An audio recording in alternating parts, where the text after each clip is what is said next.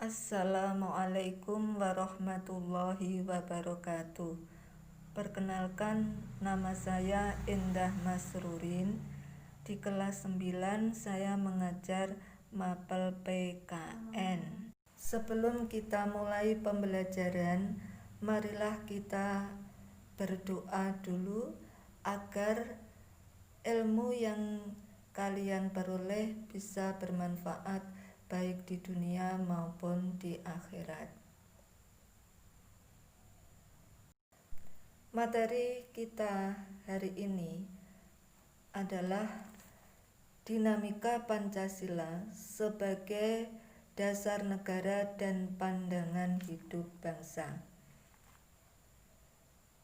Tentunya kalian sudah tahu semua bahwa setiap bangsa yang merdeka memiliki landasan atau dasar yang dipakai di dalam menata, mengatur, dan menyelenggarakan sistem pemerintahan negara. Bangsa Indonesia telah memilih dan menetapkan Pancasila sebagai dasar dan ideologi negara. Berdasarkan Pancasila inilah bangsa Indonesia yakin dapat mewujudkan cita-citanya. Pancasila sebagai ideologi dan dasar negara memiliki arti penting. Kenapa? Karena ideologi mencerminkan kepribadian, sikap, atau watak suatu bangsa.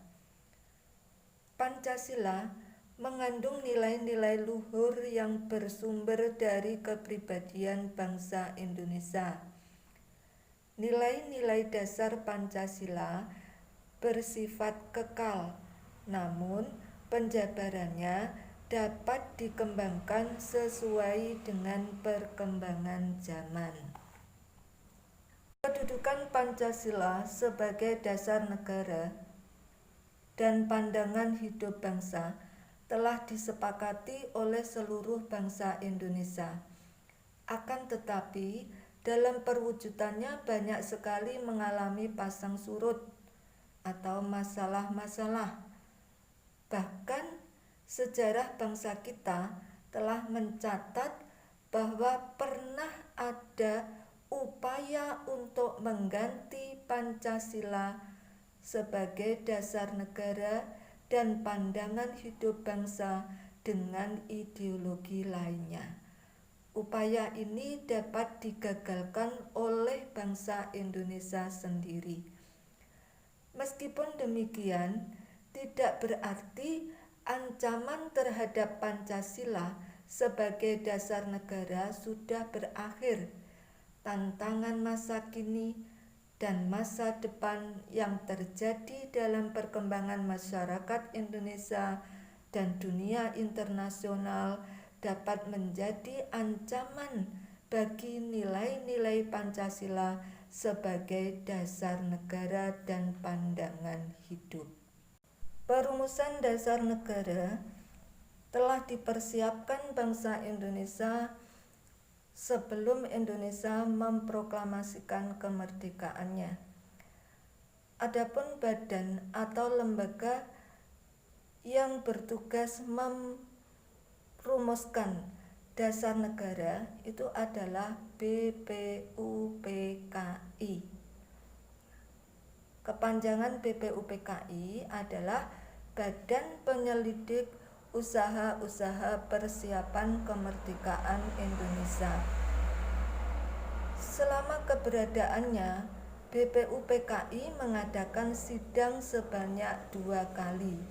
Sidang pertama itu membahas tentang rumusan dasar negara yang dilakukan dari tanggal 29 Mei sampai 1 Juni 1945.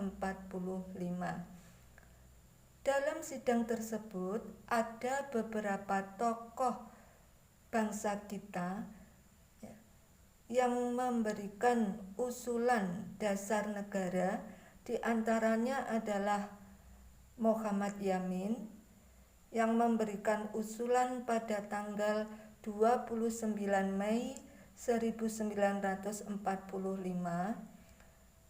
Yang kedua, Mr. Supomo memberikan usulan dasar negara pada tanggal 31 Mei 1945. Dan yang ketiga adalah Insinyur Soekarno itu memberikan usulan pada tanggal 1 Juni 1945. Pada saat Soekarno memberikan usulan tentang dasar negara, dia juga mengusulkan nama dasar negara dengan nama Pancasila. Dengan ditetapkannya Pancasila sebagai dasar negara Indonesia, maka bangsa Indonesia telah memiliki pondasi yang kuat dalam mendirikan negara. Bangsa Indonesia tidak lagi berbeda-beda menentukan arah dan tujuan pembentukan negara Indonesia. Pancasila menjadi bentuk kebulatan tekad dan cita-cita dari para pendiri bangsa Indonesia.